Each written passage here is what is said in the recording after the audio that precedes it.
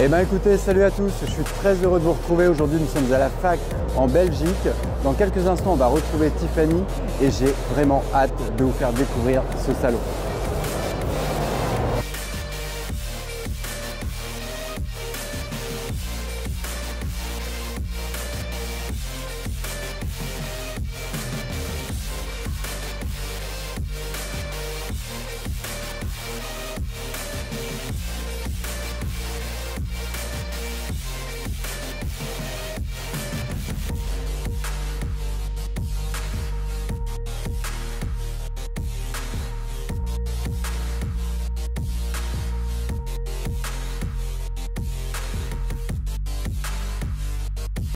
On est avec Jean-Michel du coup des R2D2 Builders.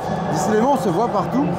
On se voit à The Next, à Compiègne, maintenant en Belgique. Là vous avez ramené toute l'armée de droïdes. Alors à Fax, c'est un peu le pèlerinage des R2 Builders européens. Il y a les Anglais, les Français. Voilà, on a les Anglais, les Belges évidemment, les Hollandais, les Allemands. Et on essaye d'avoir les Espagnols, mais c'est quand même un peu long. Vous êtes combien à peu près là, approximativement de... Oh, là, je ne vais même pas compter combien on en a, mais je sais qu'on arrive à avoir plus de droïdes à Fax en octobre qu'à Star Wars Celebration. Il y en a quoi, une petite quarantaine, cinquantaine? Ouais, on dépasse les 40 très souvent. Je crois que le record c'est dans les 60. Il y a même des robots un peu exclusifs qu'on n'a pas l'habitude de voir en France. Oui, ça c'est les Anglais qui nous ont ramené ces deux-là aujourd'hui. Et c'est assez sympa parce que c'est animé avec pas mal d'interactions voix aussi. Alors là, nous sommes dans un espace un peu plus calme de la convention, destiné aux jeux de rôle, également aux maquettes.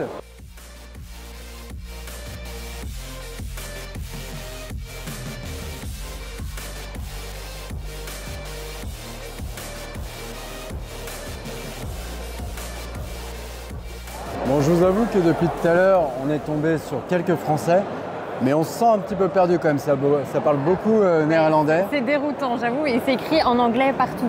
Et puis régulièrement, on voit sur les roll-ups, etc., il y a des petits drapeaux français, donc on arrive à se repérer.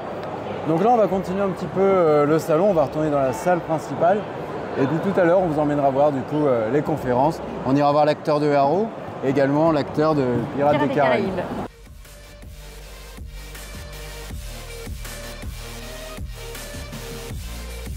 Un membre. Salut. Comment ça va? Ça va. Alors c'est Science-Fi Builder Club qui a créé ça, donc Adrien Caron. Et ouais, moi je fais partie d'une autre association, mais je suis en renfort avec lui. D'accord. On se connaît depuis longue date. Hein. Et on est des vieux amis. Mais association belge? Non, association française. Là c'est que du français. Là, on est que en français, là on est bien. Ils sont français. Tu vois, regarde, on a un BB8 français, bleu, blanc, rouge. Cette expo-là, on la voit pas beaucoup en France. Non, parce que, enfin si, mais elle est vraiment dans des expos ciblés quoi. Ouais. C'est vraiment, enfin un peu de tout, il fait du régional quand même, hein. Mais c'est vrai que quand il sort pas tout ça en général, il n'arrive pas à sortir tout ça.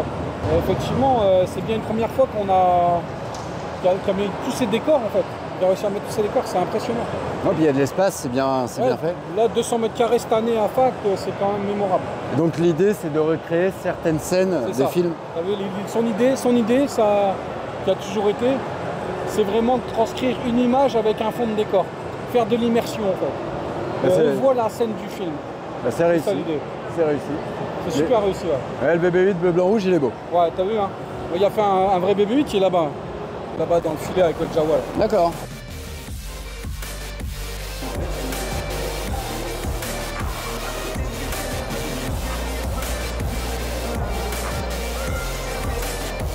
Samsung est également présent sur le salon, alors venez le découvrir avec nous.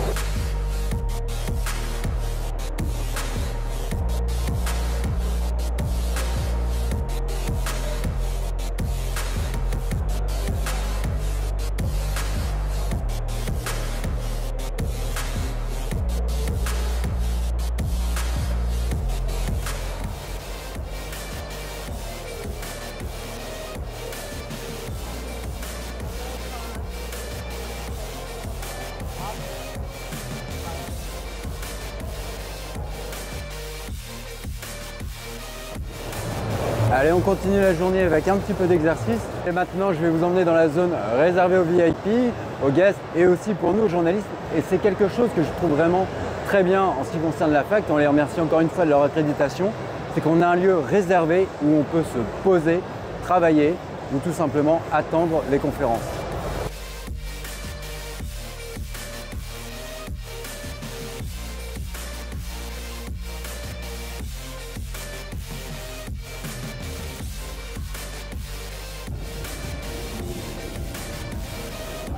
Et tout de suite, on vous emmène voir la conférence de Amell.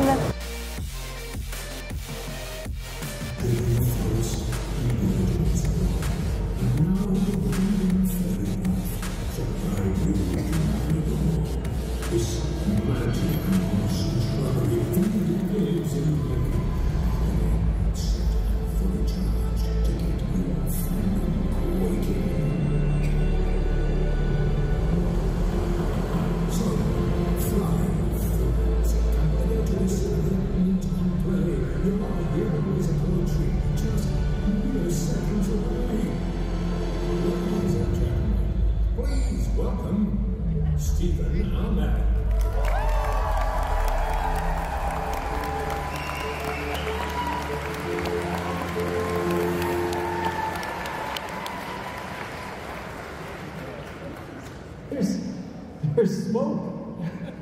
Okay, cool. Welcome, Stephen. Welcome to Belgium. Thank you for having me. Is this your first time in Belgium? Very first time, yes. Any particular impression about Belgium and Belgians? Impression on Belgians? Everyone's very kind. I've gotten a lot of gifts. I picked the wrong week to stop eating chocolate. No, everything's been lovely so far. We went on a nice tour of, pronounce the city for me. Ghent, pronounce it for me, please. Ghent. Ghent? Ghent. Ghent. Okay, that makes more sense. Yeah, I'm Canadian, and it makes me upset when I was pronouncing it like, I was pronouncing the American pronunciation. It's Ghent. Okay, got it. Okay. Good. Now in the UK, there's a famous drinking game, and that goes like, name 3 famous Belgians. Can you name 3 famous Belgians? Somebody give me a drink.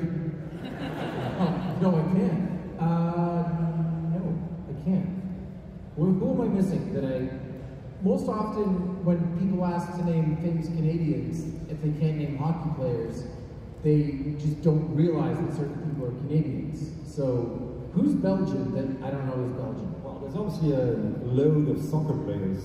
Right. If I'm a big sports fan, but I'm not up to date with the current members of your national team. And otherwise, in general, if you're any comics fans, Tintin was drawn by a Belgian, Hergé. If you're a music fan and like to play saxophone, Adolf Sax was a guy who invented saxophone. And if you're an actor, Audrey Hepburn was Belgian as well. Yes, she was born in Brussels. That's good enough. I'll ask you the same question tomorrow, so we can prepare tonight for... Okay. We're going to read the roster of the football team. Well, I'll make it easier for you. 3 famous Canadians. 3 famous Canadians. Okay. I'm going to try to give you something that people don't know. Well, Steve Nash.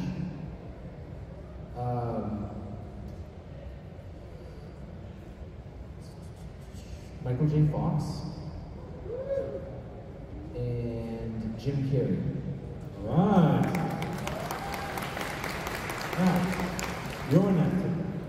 What is like the one perk of being an actor?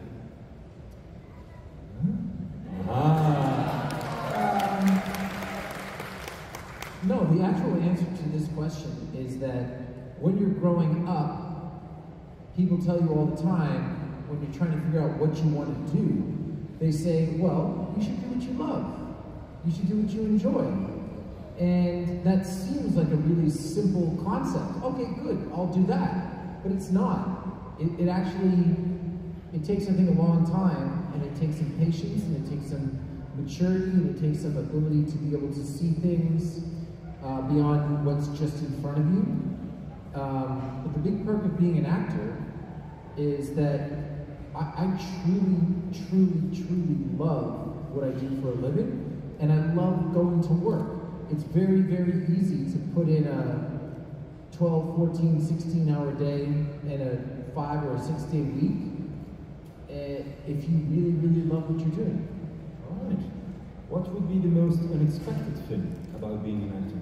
The most unexpected thing about being an actor is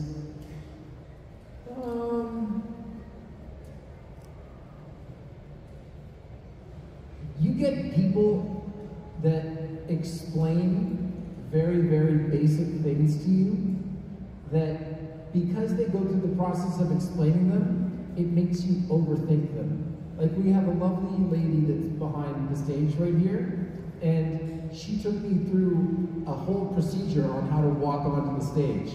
You know how you walk on the stage? You just walk on the stage. But because she took me through all that, I was like, oh God, I'm gonna trip. There's tape. Where do I go? Why is there smoke? All that stuff. So it's just one of those things where you just kind of got to get used to it. You know what I mean? Everyone has the best intentions. As I can't see her, as does she. What's her name? Margot. Margot. Margot, I love you. She's single. I'm not. Sorry, Margot. Sorry, Cass. Sorry. Now, if you wouldn't have been an actor, what would you have liked to become? I get that question all the time.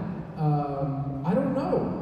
Because I never really had a passion for anything.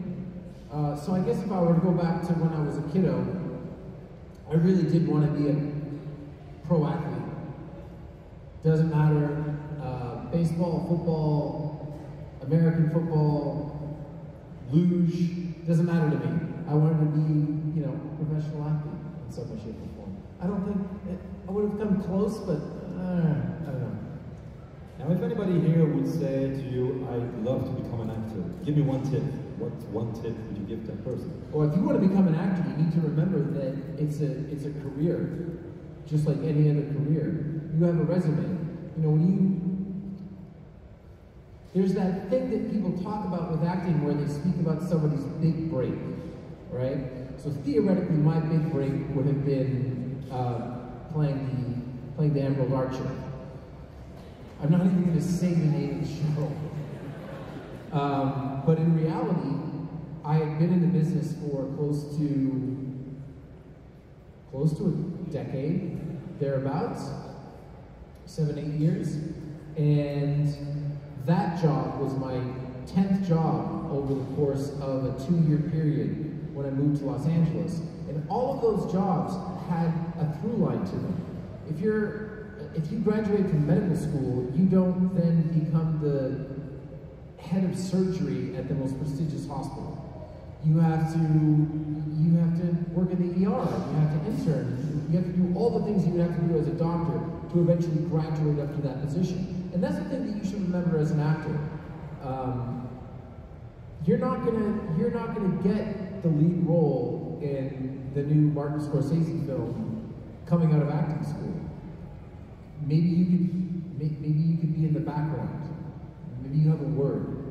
You know, one of my first jobs ever on Degrassi, The Next Generation, was it was like one line, but it was important because what you learn is you learn what it's like to be on a film set, what people do when someone says hit your mark.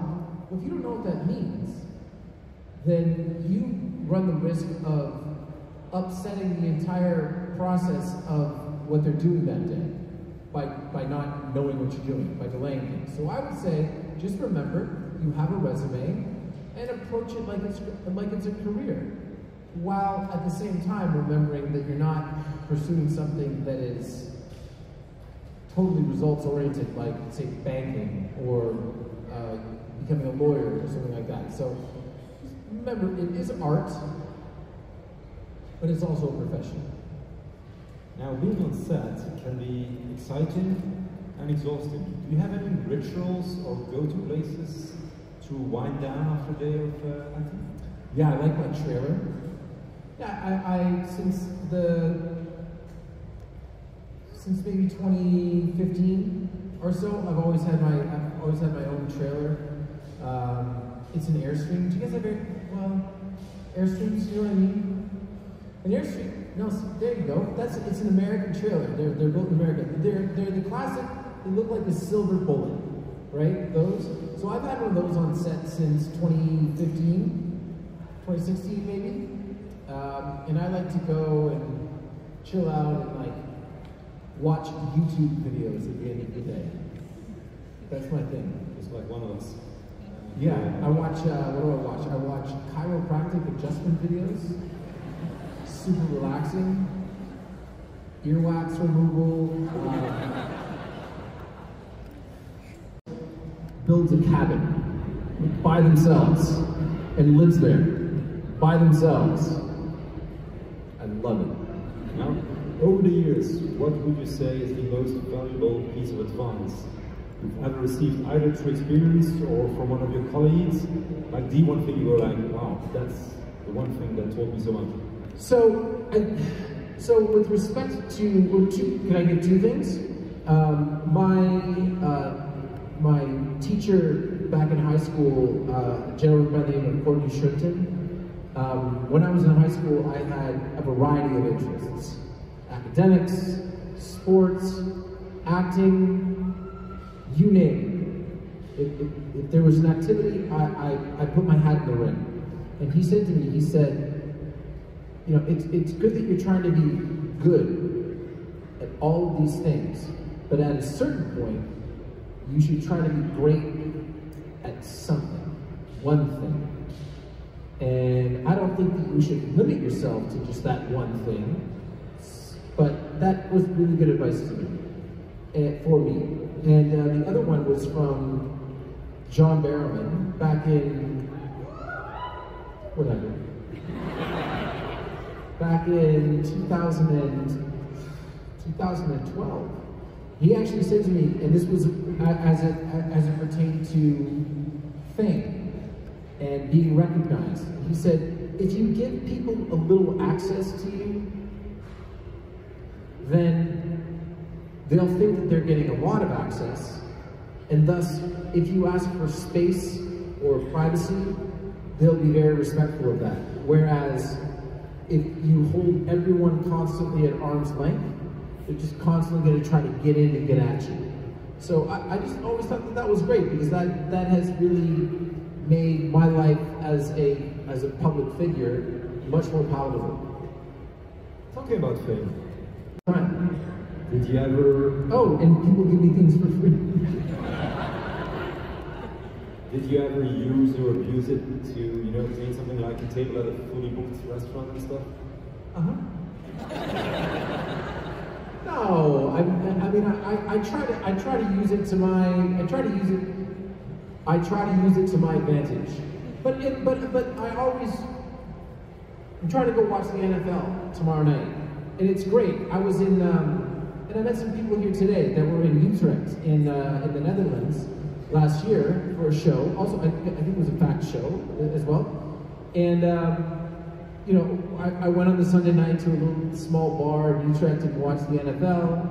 And I want to do it. You know, I want to do it again tomorrow night. We have some spots, but it's like, if I go, they'll probably put on the game that I want, and they'll reserve me a table. But like, I don't expect the drinks for free. I pay for the drinks, and if they want to take a photo and they want me to post about their spot that we went to, then I try to make it a quid pro quo, like an equitable exchange. But yeah, of course I use it to my advantage. Wouldn't you? I would too. That'd be like asking a tall person, like, hey, you ever because you're tall, like, just go and reach for stuff off the top shelf? Of course they do. Of course. Is there any strange story you would like to share with us related to being famous? Well,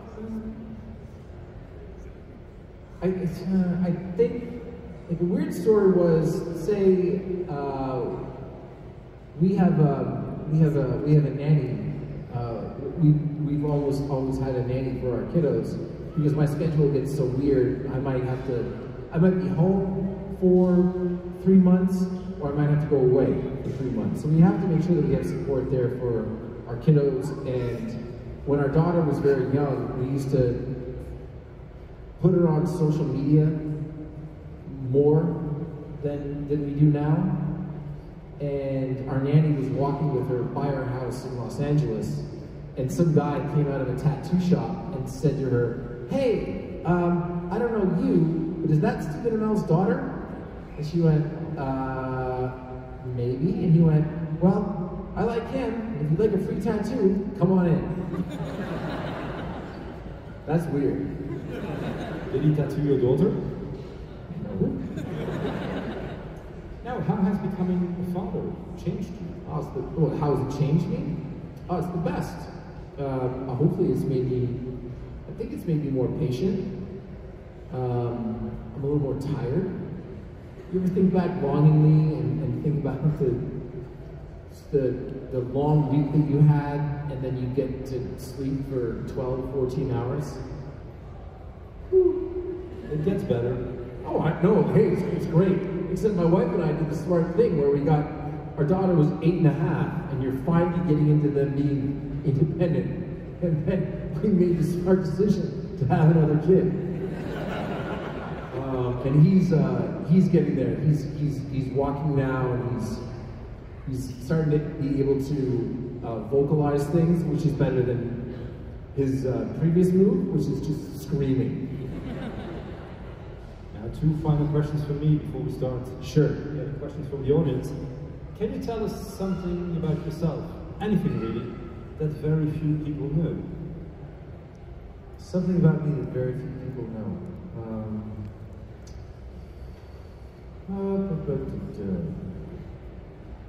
I don't know. I don't know. What's the rumor mill say?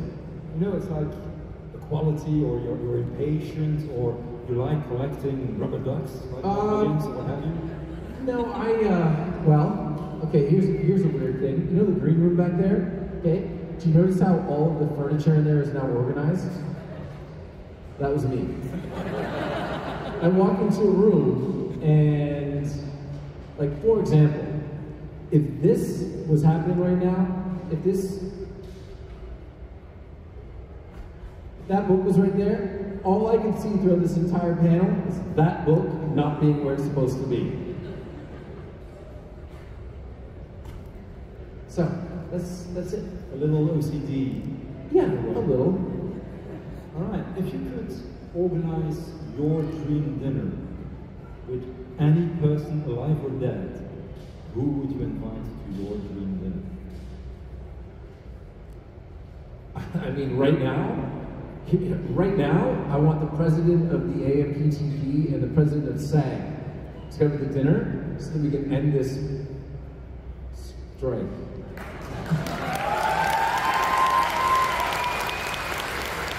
By the way, the real effects of the strike haven't really like set in yet, because everything that was made prior to everything going on strike is still coming out. It's about to be this weird, dead, pandemic-like period for content, and yeah, I would like to get it done. I would like to get back to work. I literally worry that I'm gonna get back on a set and then be like, oh God, I forgot how to act. These are things that keep me up at night, I promise you. All right, ladies and gentlemen, it's your time to shine. So there's 2 microphones, one on the left, one on the right. There's a few ground rules. English only, 1 question per person. Please respect the strike rules, so no questions about series, about actors, about movies. No asking for free hugs, free kisses, Steven's room number. I have it, you can write me. And just articulate clearly in the microphone. So we're going to go left, right. Please go ahead. Hi, Steve. Hey. We all know that your beautiful wife, Cassandra, is really aware of what she's eating and what you are eating. So my question is, what would be the cheap food you want to be seen more often in your house that Cassandra is probably not wanted to? The cheap food that I would like in my house? Oh, man. So the ironic thing is that, believe it or not, over the long term, the healthier options are better. You actually start to dislike the unhealthy options. But I just wish that there was a way for me to eat macaroni and cheese on a more regular basis without it really upsetting my stomach. Okay. That would be it. Hello. A couple of years ago, you had a match in the WWE against Cody Rhodes. How do you reflect to that moment? I mean, being able to be in the WWE and wrestle Cody, who was Stardust at the time, that was really, really special. Really special. I grew up the WWE. That's probably what I wanted to be when I grew up. Was before a professional wrestler, before a professional athlete, a professional wrestler. So it was great to work with Cody. Great to be a part of the WWE. They still treat me like family, which is amazing. And then I got to narrate his documentary, which I couldn't really talk about because we didn't know if that was something that I could promote because of the strike or not promote. It was right around the time when the strike initially happened, so there was a lot of hearsay, no one really knew. But yeah, I loved it, and I had some plans to do some stuff with WWE again, but we stopped because of the strike. Thank you. Hi Steven, I'm a huge fan of yours. Our son is called Oliver, so yeah, kind of obvious. My question for you is, and I think I'm not the only one with that question, what's with the beanies and the caps lately? Did that become a thing when you became, for a second time, a father, or is there any other reason? No, there's no reason at all. I just don't want to do my hair. Yeah, well, I've been in Los Angeles. It's freezing here relative to there. But no, just beanies. I'll take it off. Would you like me to take it off? Yes.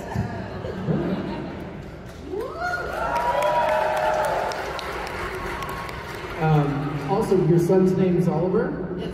Our daughter was at her school that she goes to. This was a couple of years ago. She was talking about a boy that she had a little crush on. This little guy wore a green hoodie to school every day and was named Aaron. It's not funny. Thanks a lot. Hi Steven, how are you? Good, how are you? Fine. What's the first thing you ate when you were in Belgium? Chocolate. Which chocolate do you like? I need to do a thorough review. I feel like everything that I've had so far has been basic. I don't mean basic like not good. It's excellent, but just sort of very standard milk chocolate. What should I try? White chocolate. What? Oh, I'm sorry. I've also had some white chocolate. What else? I like stuff with a mint. Is there anything, any sort of? Okay, all right. Different, wrong country. Got it. All right. Okay. White chocolate, I got you. All right, thank you. So, if you had 3 wishes, what would you wish for? 3 wishes? Health and happiness for my family.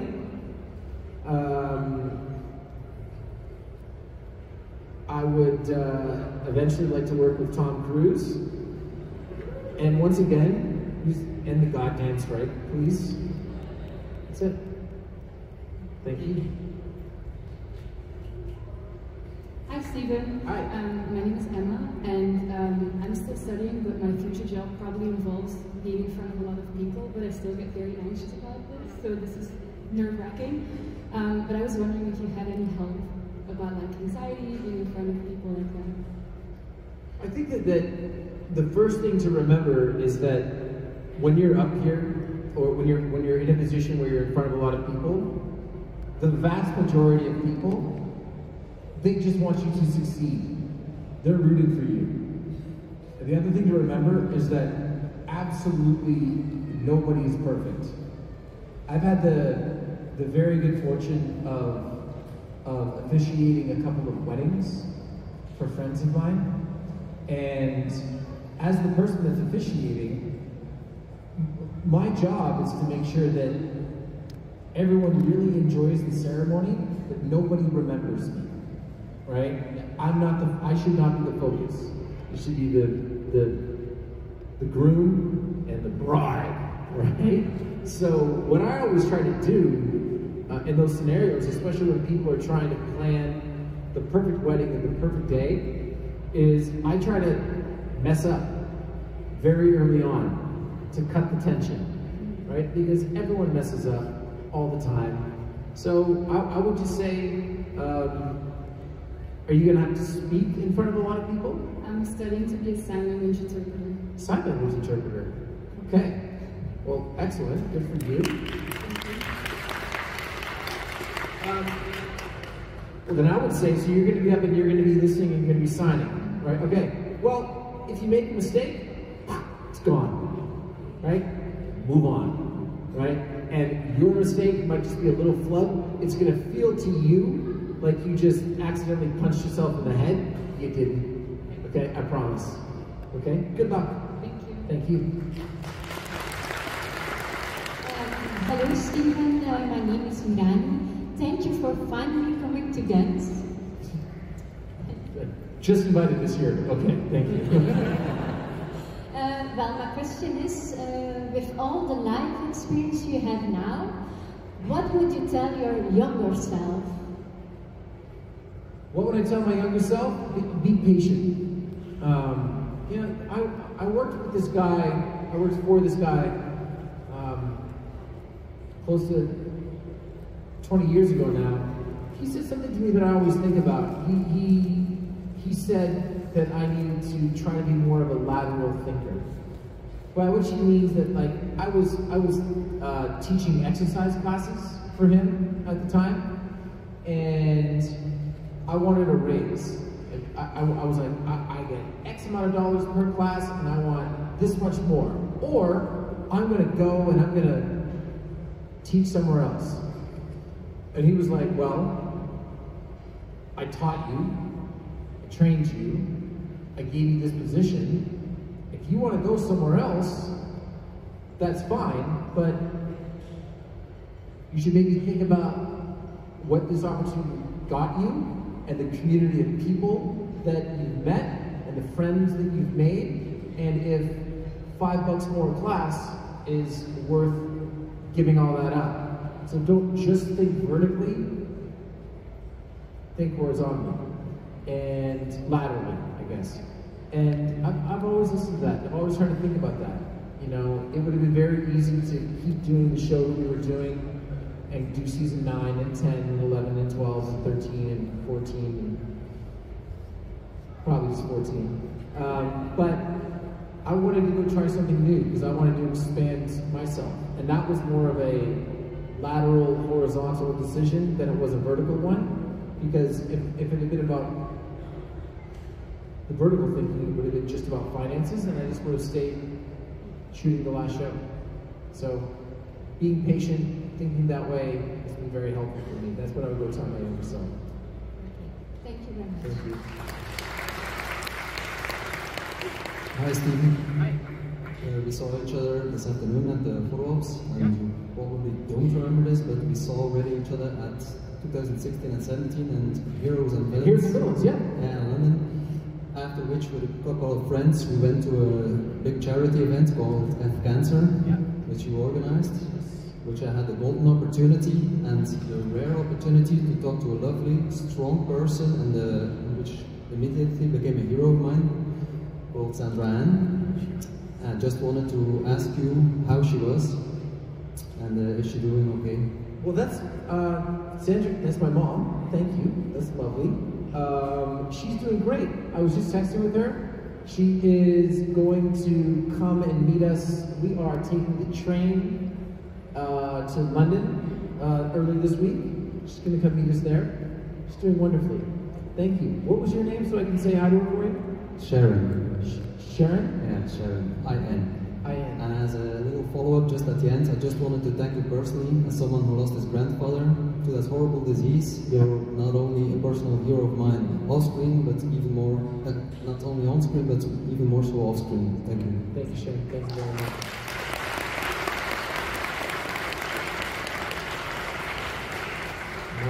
My mom was going to be fired up. Fired up. Hey! Hi, Stephen. I just wanted to ask you a question. My original one was concerning one of your shows, which I can't right now. So I had to pivot a bit, and I was wondering, I think I can ask this one. Is there anybody from like the Arrowverse you keep in touch with more than somebody else? Because you look like one big family, friends. Well, I'd say that, who do I see the most? I see John Barrowman fairly often. I see David Ramsey quite a bit. Gosh, who else? Grant, by any chance? Pardon me? Grant Gustin, by any chance? Yeah, I saw Grant, and it's been a couple of months. See Grant. See Danielle Panabaker all the time, believe it or not. Yeah, and her husband in Los Angeles. And then I see Greg Galanti, the guy that created the whole thing, sporadically in LA, too. All right, great, thanks. Thank you. All right, Stephen, we got time for 2 more questions, then we have to wrap it up, so go ahead. We got 4 more questions, then we'll wrap it up. I'll be fast. Quick questions, quick answers. Go, go, go. Hi, Stephen. I'm a bit nervous, sorry, because I don't have a question. I have an apology. Hurry up. Yeah. At one point in your career, me and my wife were watching something, and you were doing the thing with the bars. Yeah. And my wife was, of course, looking at the screen, fascinated. Every time I told her, like, it's not real. It's CGI, it's something, it's a trick, it's practical. I want to apologize because I know it was real, but I just hated the look on my wife's face. Is she here? No, luckily not. But at least I got it off my chest. The lie is gone. I can tell you now. I'm sorry, but I had to do it because it was unbearable. Do you know the ironic thing about that? It was fake.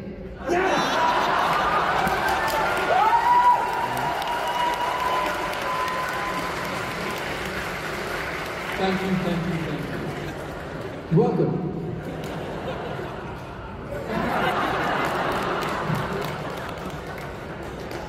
It's totally real. Totally real. What's your wife's name? Damn it, that's not kidding. Hi. Hi, Stephen. I told my brother I was coming to Facts, and he was really jealous because he's a really big fan of yours. Yeah. And I was wondering if you could maybe take my Be Real so I can show off to him that I met you. Your what?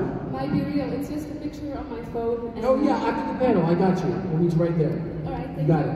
Okay. I really final one, otherwise better. So final question, make it a good one, all right? Really sorry. That was 2. Okay, right, quick. I was wondering, what was your funniest interaction you've got with a fan? Like, have you ever been mistaken for another actor or something? I've never been mistaken for, well, yeah, I have, yeah. Oh, okay, I was watching a World Cup match in 2018, and I was sitting in the bar. It was Russia versus, it was a important match. It was a quarterfinal, semifinal, something to that effect. And I sat in this bar for the entire match, 2+ hours. Extra time and penalty kicks. And this guy was like, I just wanted to say, I really, really loved you in Batman Forever. What else? He went NCIS LA and Batman and Robin. And I went, okay. And he went, thanks very much, Chris. Have a wonderful day. The nice thing is I went, okay, cool. What else has he been in? Oh yeah, and he goes, oh, and he was in Arrow. And I went, Chris O'Donnell was in Arrow? That was fun. All right, thank you very much. Hi, Stephen. Hi. So, 10 years ago, I lived for a year in Vancouver, and so I discovered your show there. And Yeah. even after I came back, it brought me a lot of comfort because I could recognize some places in Vancouver. Sure. So my question to you is, what's your favorite spot over there? My favorite spot in Vancouver, just off the coast of Vancouver is Bowen Island, which we named our son, Bowen, which is really neat. And then we had a lovely apartment. It was down in the Yaletown, Falls Creek area. My wife and I were actually joking yesterday because we went into the canal tours, and the weather outside right now, this is Vancouver. For October, November, December, January, February, March, most of April, some of May, a little of June, July, August, and September. But I just, I was reminded of like this again, reminds me of, yeah, very similar. All right, thank you. Stephen, really final question. Fine, make it a good one. No pressure. Hey, how you doing? My question probably isn't going to be a good one, but me and my buddies were just wondering, where'd you get your hoodie from? That's a good question. Yeah, so there's a company called Gecko Hawaii, Gecko Gecko Hawaii, and they were really big in the 90s when I was a kid, and they just re-released all their stuff. Really? Yeah. Were they expensive? But they don't make very many of them. So I lucked into this one because it was an XL, and normally I wouldn't wear an XL, but now I only wear XLs because I like it. That's really all we got time for. Ladies and gentlemen, thank you very much.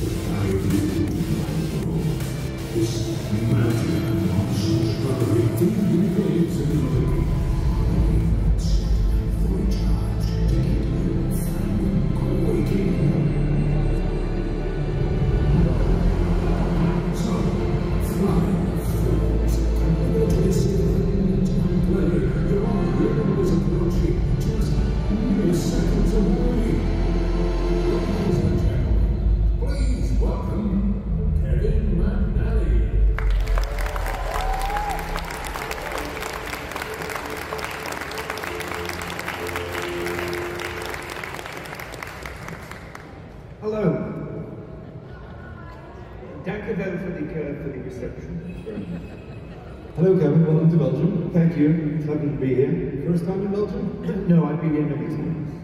Anything that strikes you as being peculiar or particular about Belgians or Belgium? Well, the fact that you have 3 different languages, and in fact I forgot to bring something with me that I meant to bring. I'm going to make an effort to help you with this 3-language problem that you have by teaching you all to speak English. And so, I've written a book called Sons of Sol, which I urge you all to come and buy a copy from me. Very inexpensive. Read it and then you'll fully understand English, okay?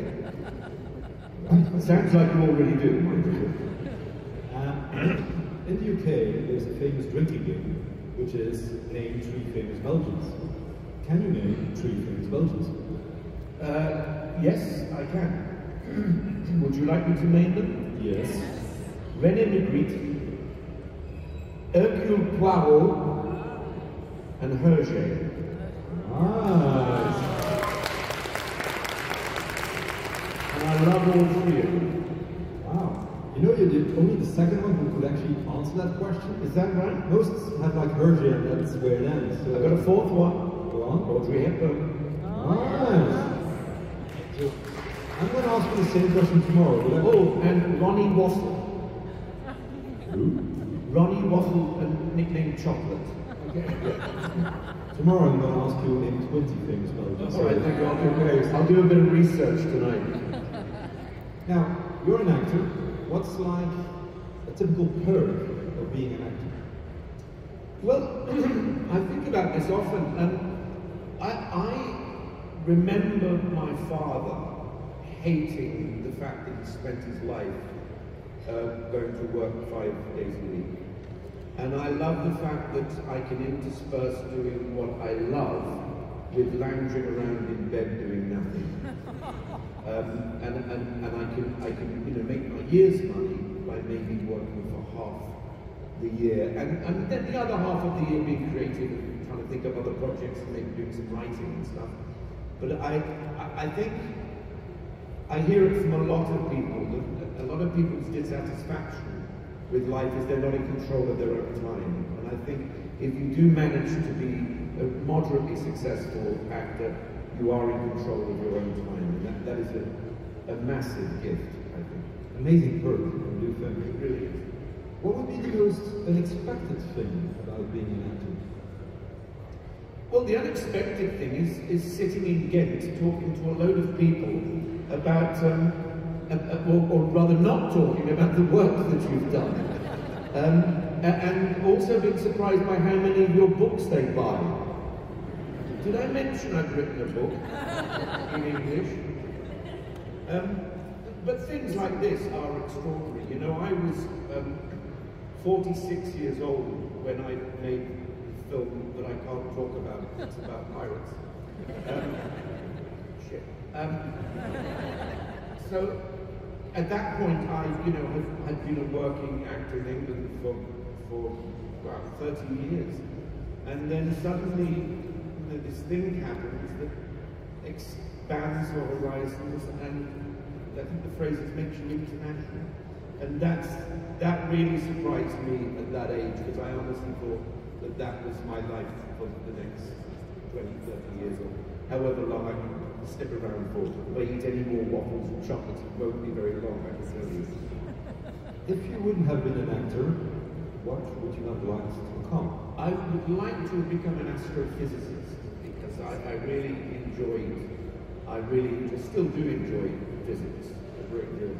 But I didn't really have the math for it.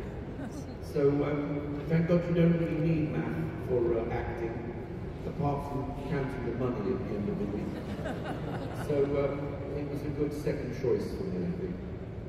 I imagine anybody in this room comes up to you and says, Calvin, my dream is to become an actor. Give me one tip. What would be the one tip you would give me?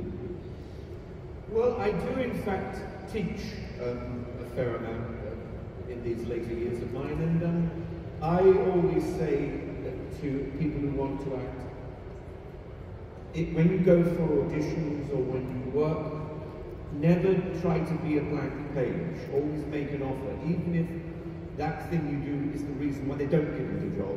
At least when you know they do give you the job, it's because they want that thing that you offered. And the other advice I give them is always be well prepared and then very flexible. So come up with something really good, and when the director says, I don't like that, the work you did in getting that will enable you to go back to down to the foundations and rebuild another idea. So that's really, I wouldn't say the secret, but it's the only real practical way I know of working on character. Now, when you're on set, that can be exciting, but also exhausting. So after a long day of working, do you have any ritual or any go-to place to wind down? Yeah, wine bar. My ritual is picking up the corkscrew. It's funny you say that. I will say one thing to any potential young actors out there.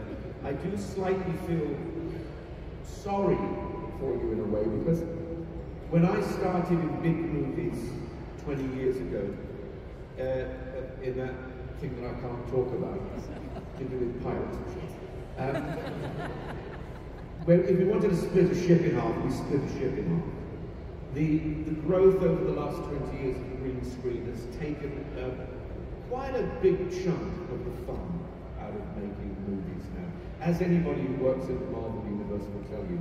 So I'm hoping that one day people will become a bit fed up of the dominance of that green screen CGI, and we'll go back to making analog movies again. Now, you've been working for like 50 years? 50 years, yeah. Half a century? Yeah. That's worth a round of applause, ladies and gentlemen.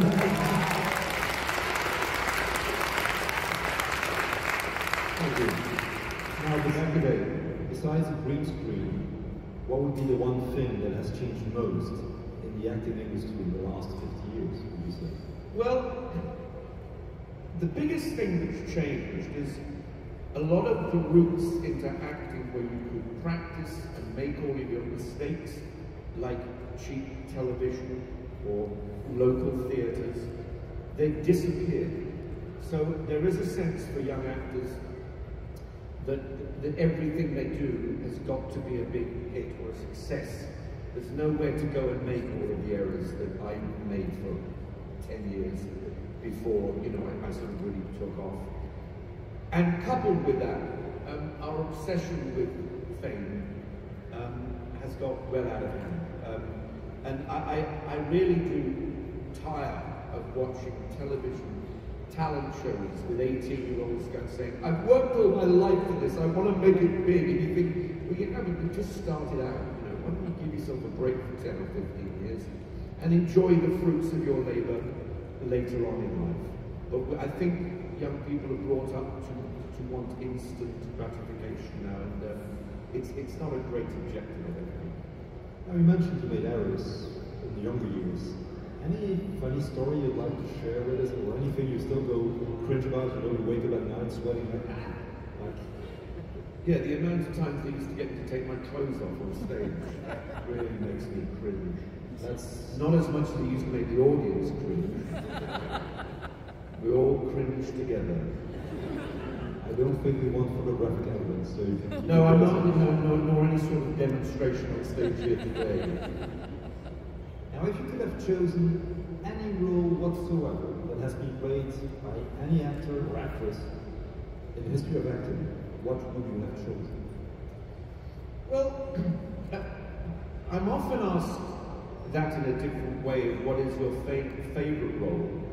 And I'm lucky enough to have worked virtually constantly for 50 years, and I always answer, my favourite role is my next one, right?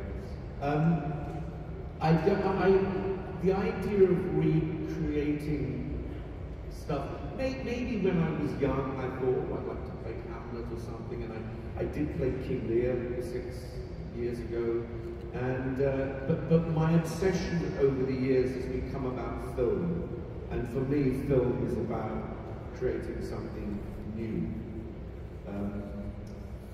In fact, you know, I hate to be a grumpy old man, but another thing I cannot get my head around these days is the desire to remake things that were beautiful in the first place. Somebody did suggest, I saw online a few months ago. Is that a round of applause? Yeah.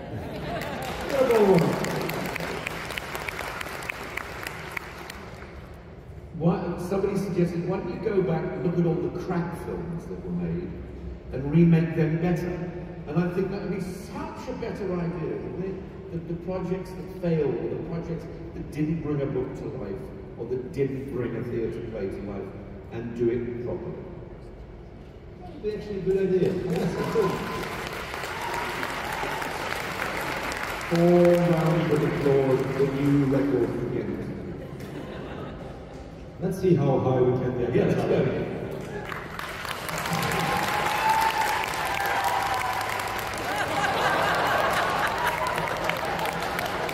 We'll start with that. Yes, the lighting department are on form, aren't they?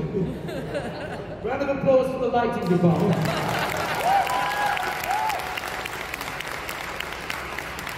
Now, Kevin, good things. Thing. You love it, you hate it. Well, you know, I would hate to be truly famous. You know, the way film stars are famous. It is very, very enjoyable to be able to walk around largely unnoticed. But then occasionally somebody can come up and tell you the value of the things that you've been in for them. In particular, the thing I can't mention about pirates.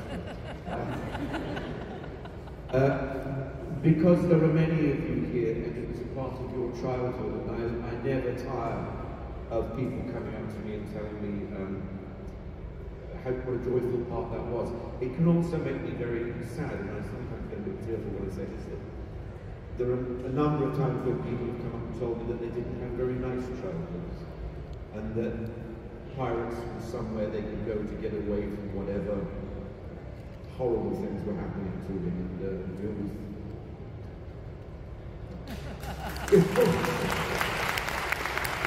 we often have a good cry together.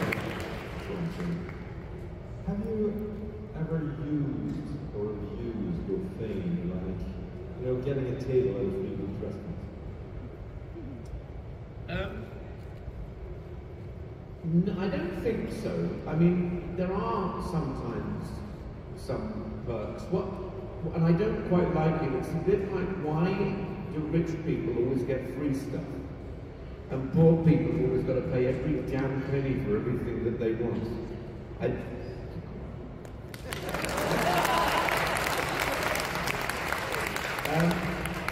So I don't like that. You know, sometimes people say, oh, you know, I recognise you go in front of me and I won't do that. So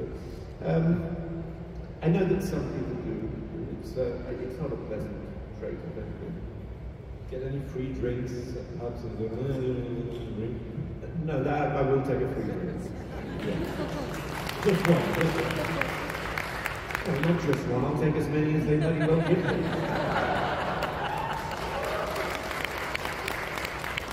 I'm still waiting for the barman at the hotel to recognise me. Well, he can't confuse you with a pumpkin. No, he cannot. That's true. Now, before we take some questions from the audience, yes, a few personal questions.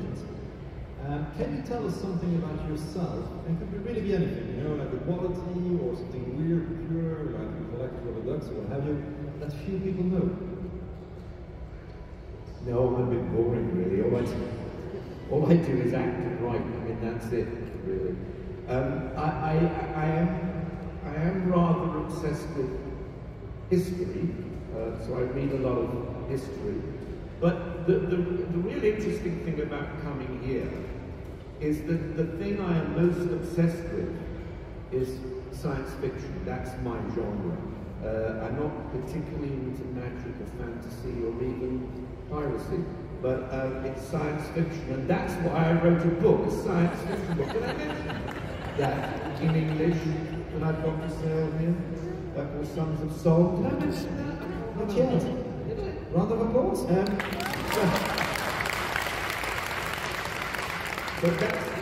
so one of the reasons I love coming to these is because I manage to, if I get spare moments, I can have a walk around, and I love watching, you know, this. Actually, I'm going to take your clothes off. Hold on a second.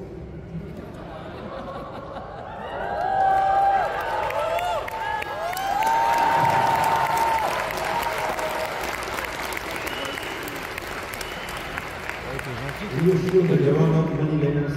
No more layers. That was a Mandalorian underneath. So that was great for me, and looking at, you know, those lovely robots and things, all that Star Wars and Star Trek stuff. I just love it. Remind me to pick up my jumping. I was wondering, if you were to write a book, what would you call it? Sons of Soul is science fiction. It would be English, and it would be to help solve the three-language problem in Belgium. Applause! Now, I did ask you that question. You are a father. How has fatherhood changed you? Well, I've actually given up being a father now. I got all my kids together and I said, I've been doing this for 30 years, it's done. I'm over it completely. But I think, you know, it's just another wonderful facet of life, isn't it, really? Yes. So I enjoy it very much, being a dad. I particularly enjoyed having grown up. I mean, it was a pain in the arse when we were teenagers. My God. Any of you got teenage children? Yes, George. Oh, I'm so sorry. But no, I mean, it's enjoyable. It's nice. Some people don't get to do it. You have sons or daughters? Two sons and a daughter. Yeah. Because when you have a daughter as a father, when they're young, they're cute, but then they grow up, and all of a sudden it's your princess leaving the house. And well, I don't know. I threw a party, actually. Didn't have to worry about it anymore. Well, talking about parties, if you could host a dream dinner, you could invite anybody you like, alive or dead, who would you invite to your dream dinner? Oh, I would definitely, I think it would just be the three of us. It would be me, James Cagney, and Albert Einstein. They'd be an interesting couple to talk to, wouldn't they? Definitely. Right, ladies and gentlemen, this is your moment to shine. Don't be shy. Kevin usually doesn't bite. There's two microphones, one on the left, one on the right. You can ask any question you want, provided respect a few rules. And I'll talk slowly so Kevin can rest again. So it's only in English. Maximum 2 questions per person. Please speak clearly in the microphone. Respect the rules about the strike, please. No questions about series of movies or pirate ships you don't talk about. Don't ask for free hugs or free pictures. And just take it away. We're going to go right, left, Kevin, so we're going to start with the right. So, okay, please take it away. Hi. Amazing to have you, by the way. Thank you. Good to be here. Earlier that you might be that movies based on books or theatre shows that didn't work out the first time that you would like to see those remade. Are there any specific ones that you can think of that you would love to see have a second chance? Well, I try to avoid, I need about 5 recommendations before I go to any theatre or any film, because I try to avoid having a boring experience in movies. But I'm sure you could look, there have probably been times, maybe the first 3 Star Wars films, I mean not the first 3, the second 3 that were supposed to be the first 3, maybe those, they could do those a bit better next time. Thank you very much. You're welcome. Hello, Kevin. I have a question from one of my best friends who couldn't be here today. Yeah. He wonders if you like to play games in your free time, like board games or even video games. I do, and I'm sort of obsessed with Civilization 5.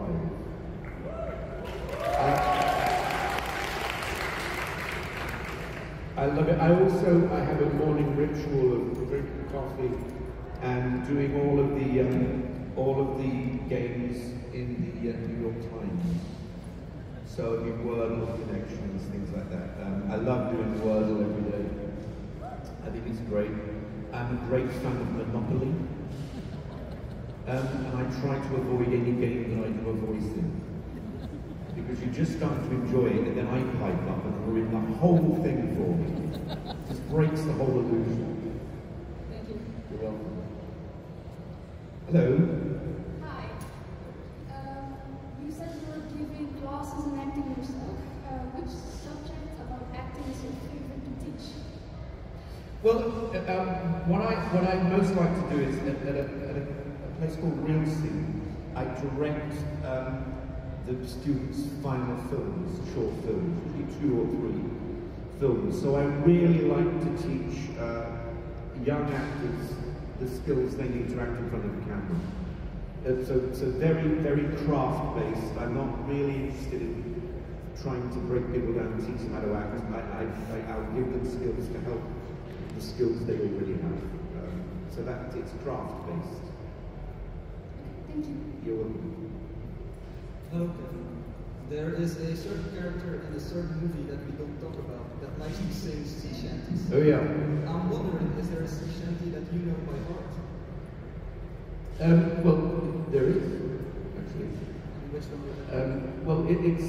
I think I sang it in the movie that I can't talk about, Pirates. But before I do, this half of the audience, right down the middle, here we are. You're going to be the sound of sails and rigging, okay? Do that. Very good. Right. And then the other side, you're going to be the wind in the sails. And the rigging. And the 15 men on the dead man's chest. Yo ho ho, bottle of rum, drink and the devil done for the rest. Yo ho ho, all together, and a bottle of rum. Thank you. Give yourselves a round of applause. Thank you very much. Thank you. Yes, it's called Sons of Soul, and it's a science fiction book to solve the language problem.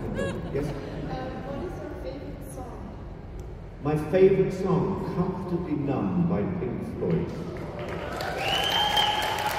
Without a doubt. Hello, and welcome to Belgium, and thank you for coming. It's my pleasure. I was wondering if there was a specific approach you had to becoming a character, how much of yourself you put into it, and how you kind of decide how you're going to play a character. Well, I mean, it depends on what the character is. I think you're always trying to find a bit of yourself, but I'm sort of old school in acting. For me, acting is about trying to become somebody else. So I really enjoyed doing that. I also advise my students that, if they come across Stanislavski or Meisner or any of these things, take what you can from it. Take what's useful for you, but don't ever become obsessed with one thing, because there's a lot of things that can influence you, and you've got to get the best out of everything. So I think And is there any type of character that you have not played yet that you would still Yes. enjoy? Now, I managed to tick off one of my final boxes a couple of years ago by being in a Western, which I really loved in Montana. I played a sheriff in an old Western town. But I haven't managed, I have on television, because I've been in Doctor Who a couple of times, but I've never managed to be in a science fiction feature film. And I would love to play a character in a science fiction feature film. Even if I was covered in latex and had to go, oh, Nemo, I wouldn't even mind playing one of those parts. I'd love to see that. Thank you. Thank you.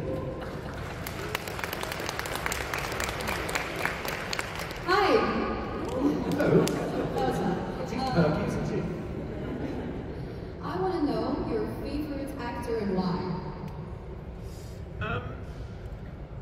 I think my all-time favourite, as I said about dinner, was the actor that maybe some young people won't know now, called James Cagney. He was a film actor from the 30s, 40s and 50s.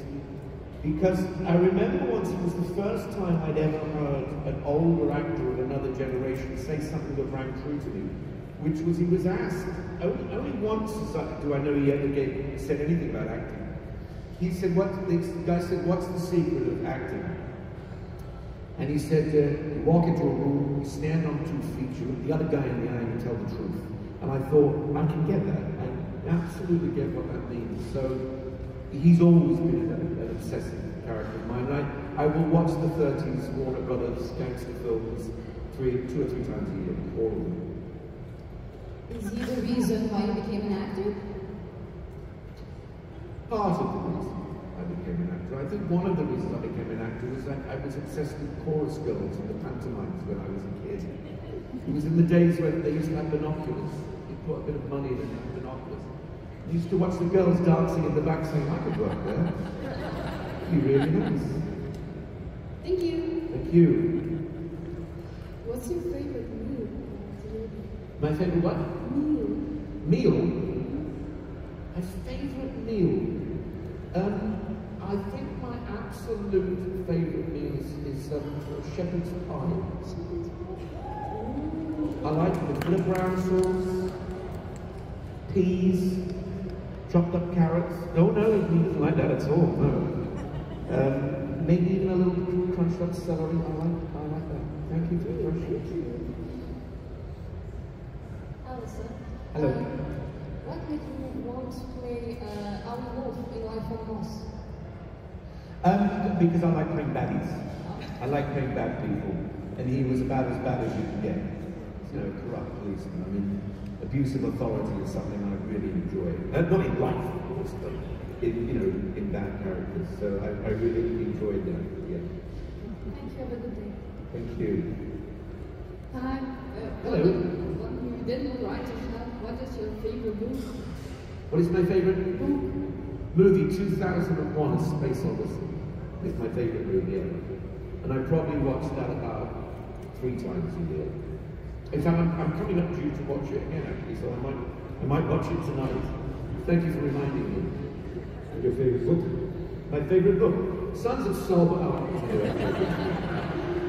Actually, I'm working on scripted at the moment. It may be my way of getting into science fiction films, to direct a film of my own book.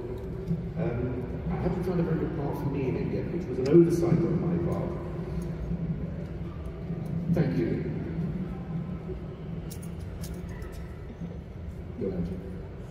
Hi there. Hello. I was wondering, what's your favorite alcoholic beverage and why is it rum?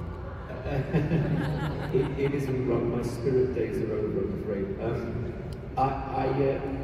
My favourite drink is, I'm sorry, it's French. It's Provençal rosé wine. I didn't get a round of applause for that, did I? I didn't need to talk to it. After years of getting very bad hangovers with red wine and getting an acid stomach with white wine, I finally came across rosé wine and now I'm happy all day. In fact, I think once those questions are the bar's good, open in my not hotel. yet. All right. Go on. Thank you. Hello. Can you get a bit closer to the microphone? Sorry. If you can give a tip to beginning actors, what would it be? Well, we sort of covered this a bit earlier, but for beginning actors, I would say go to every class you can, to take every opportunity you're given, and more importantly, try to find like-minded people and create some opportunities. It's very easy now, by the way, to make films on your phone. So write something and film it with your friends. That's what I'd say. And then just in watching it, you'll learn a hell of a lot. I look forward to seeing your first film. Applause. These 5 people will be the final question, so go ahead. What's your favorite animal? What's my favorite animal? It depends on what I feel like in the morning. Sometimes it's a dog and sometimes it's a cat. But I am also quite fond of elephants. And I did have a very close relationship with a giraffe in Africa once, but I don't want to go into that. And what's the most important life lesson you've learned? I don't think I've learned it yet. I'm still waiting for it to arrive. But I probably would say try not to go into the 3rd bottle of rosé wine. Thank you. Hello. Hey, I have a question. During your stay here in Belgium, I hope you also tasted the culinary experience in Belgium? Yes. What was your favorite Belgian beer and your favorite Belgian meal? Is Leffe? Yeah, Leffe is one. Although I was given one last night by a very indulgent barman. I can't remember what it's called, but it's the name's on the side of the glasses. There's only 500 beers in Belgium. Yeah, I know exactly something. But it was a particularly nice, and it was a heavier beer. I like a heavier beer. Uval? Oval.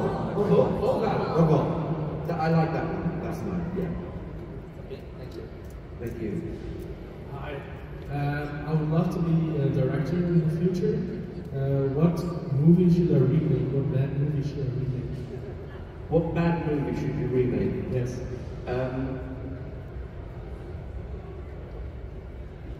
I think the 5th Pirate of the Caribbean movie. Alright. And would you like to play in it? And I am available. Alright. So it's a deal. Thank you. Thank you. See you on set. Hi. Hi. How was it to play with Johnny Depp on set? Oh, I'd never thought of that. It was great.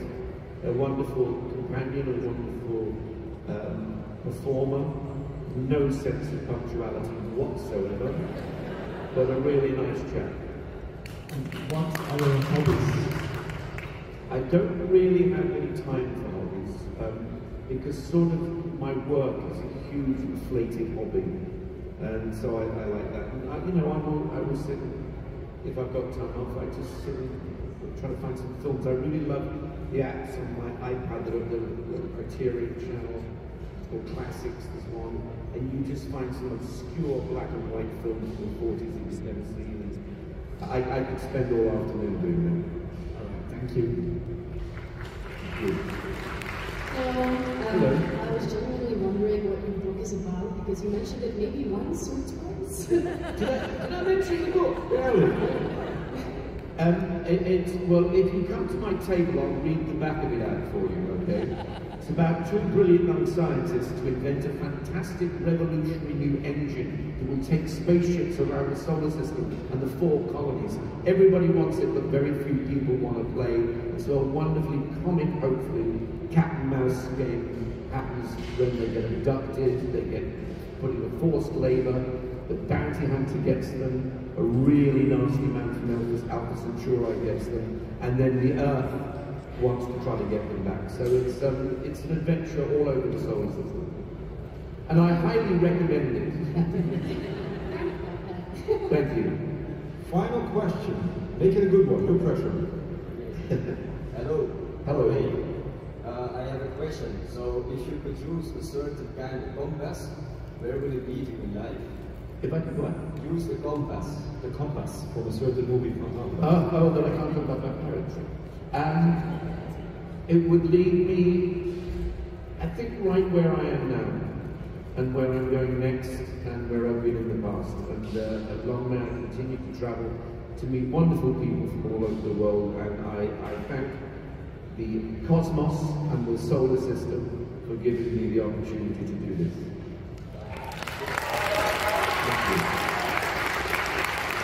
Ladies and gentlemen, I have a final question for the audience.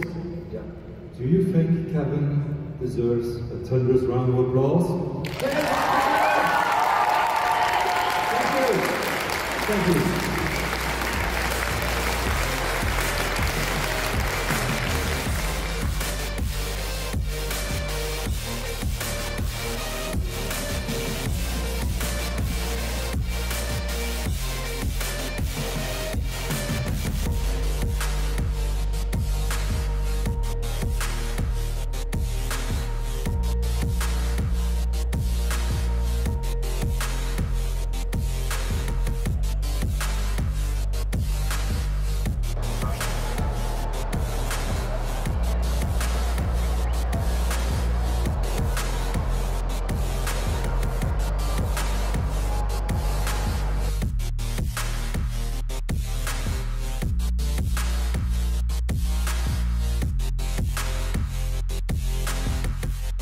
Allez, on arrive en fin de journée ici à la fac. Qu'est-ce qu'on peut vous dire? Énormément de monde, beaucoup d'exposants. On a revu des amis comme les R2D2 Builders, d'autres Français également. Le point positif qu'on pourrait dire, on a déjà présenté le salon VIP, c'est les conférences. Les conférences, oui, qui sont vraiment bien organisées. Bien organisées, ça peut accueillir énormément de monde. Ça serait bien qu'on ait un peu ça en France. Ouais, les écrans, les caméras, le temps pour le public de poser ses questions. Bon, ouais. Bien sûr, comme nous, ça nous est arrivé avec Michael Shanks, et comme ça m'arrivera également avec d'autres. Pour l'instant, on est toujours sous restriction, du coup, à cause de la grève aux États-Unis. Donc, bon, bah, les visiteurs posent les questions qu'ils peuvent. Souvent, c'est pas foufou, mais c'est le plaisir de partager avec l'invité. On vous conseille de venir l'année prochaine. En tout cas, nous, si on nous réinvite, on viendra. Oui, parce qu'il y a énormément de choses à voir et c'est vraiment une convention super cool. C'est dommage qu'on n'ait pas vu quand même plus de Français. Beaucoup de Néerlandais, beaucoup d'anglophones, très peu de Français. En tout cas, s'il y en a eu, on les a pas beaucoup vus. On les a pas beaucoup croisés, oui, c'est sûr. So come on stage, take pictures.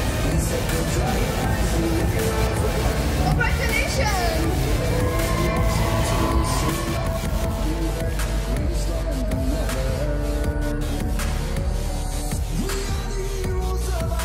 Once again, everyone, a big round of applause for our winner today.